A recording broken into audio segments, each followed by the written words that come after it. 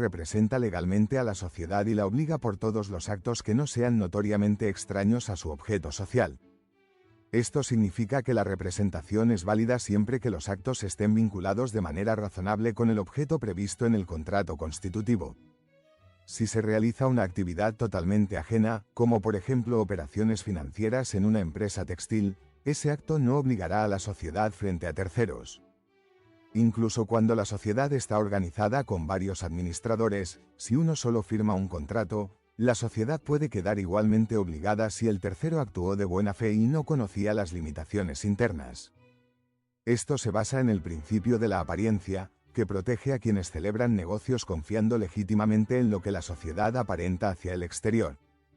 Este principio se aplica especialmente en casos como la firma de cheques o contratos por formularios donde el tercero no está en condiciones de verificar la estructura interna de la empresa.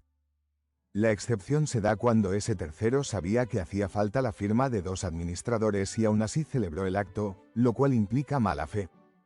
La ley también establece deberes claros para quienes administran. Los administradores deben actuar con lealtad y con la diligencia que tendría una persona prudente en la conducción de sus propios negocios. Este estándar se conoce como el deber del buen hombre de negocios.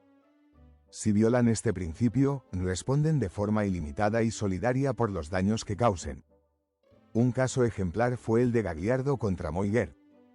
Allí, uno de los socios desvió fondos a otra empresa de su propiedad, dejando a la sociedad original con deudas impagas. La justicia consideró que actuó con deslealtad y lo condenó a pagar los daños ocasionados a la sociedad y a los socios afectados.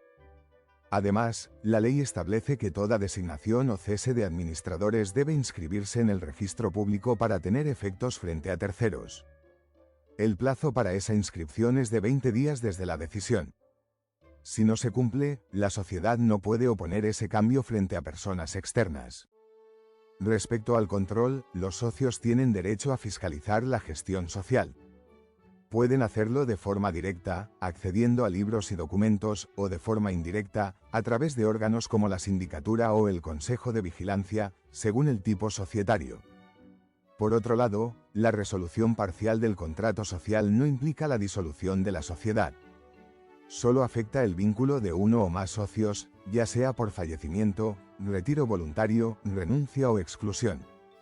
Esta última requiere justa causa, como un incumplimiento grave de las obligaciones sociales. En las sociedades de responsabilidad limitada no puede excluirse a un socio por quiebra o inhabilitación, solo por causas justificadas. La exclusión puede ser solicitada por la sociedad o por un socio, pero en este último caso deben ser citados los demás. Mientras se tramita, el juez puede suspender provisoriamente los derechos del socio implicado.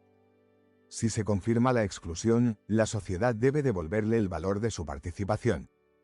Además, si su conducta causó perjuicios, puede ser demandado por daños en un juicio aparte. Cuando la sociedad decide terminar su existencia, se produce la disolución. Esto da inicio al proceso de liquidación. Las causas pueden ser legales o contractuales. Entre las legales se encuentran la decisión de los socios, el vencimiento del plazo establecido, la imposibilidad de cumplir el objeto social, la pérdida total del capital, la fusión, la quiebra o el retiro de la autorización estatal para funcionar. En ciertos casos, como cuando queda un solo socio, la ley prevé que la sociedad pueda transformarse automáticamente en una sociedad anónima unipersonal, siempre que no se regularice la situación dentro de 3 meses. La ley también permite revertir una causal de disolución si aún no se canceló la inscripción registral. Para eso, es necesario que el órgano de gobierno lo decida, que se elimine la causa que motivó la disolución, que exista viabilidad económica para continuar, y que la disolución aún no se haya inscrito en el registro público. Esto se vincula con la prórroga y la reconducción. La prórroga consiste en extender el plazo de duración antes de su vencimiento, mientras que la reconducción permite continuar la actividad aun cuando el plazo haya expirado, siempre que no se haya inscrito al liquidador. Si la disolución no se revierte, se inicia el proceso de liquidación. Se designa un liquidador, quien debe elaborar un balance, vender los bienes sociales, pagar las deudas y presentar un informe final con el proyecto de distribución. Si hay remanente, se reparte entre los socios en proporción a su participación, como parte de lo que se conoce como el derecho a cuota liquidatoria. Finalmente, se solicita la cancelación de la inscripción en el registro y la sociedad deja de existir jurídicamente. Este proceso refleja la importancia de cumplir con los deberes de administración, de mantener la transparencia y de respetar el marco legal para preservar los derechos de todos los involucrados.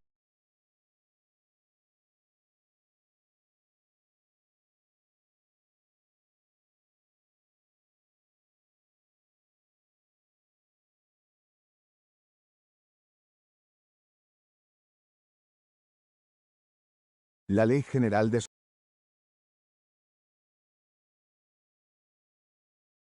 La excepción se da cuando ese tercero sabía que hacía falta la firma. La excepción se da cuando ese tercero